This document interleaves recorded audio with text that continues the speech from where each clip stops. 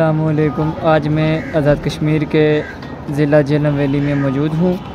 आज 12 मार्च मोरखा दिन मंगल, इस्लामी तारीख यकम रमज़ान मुबारक 1445 हिजरी का दिन है और इस टाइम में अटियाबाला बाज़ार में मौजूद हूँ।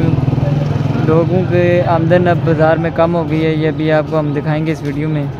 चंद दिन पहले इधर ही इसी बाज़ार में बड़ी ट्रैफिक थी, बड़ा हजूम था लोगों का, लेकिन आज रमज़ान का पहला दिन है तो इस दिन रमज़ान का दिन शुरू होते ही बाज़ार में लोगों का हजूम कम हो गया, ट्रैफिक कम हो गई।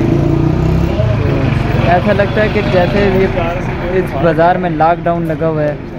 तो बहरहाल दुकानें तो इधर तमाम तरह दुकानें खुली हैं। अभी हम आपको इस वीडियो में सारा दिखाएंगे, कंप्लीट आपको इसमें दिखाएंगे। तो उससे पहले आप हमें ये कमेंट ज़रूर करें कि आपको हमारी वीडियोस कैसी लगी, अच्छी लगी, बुरी लगी।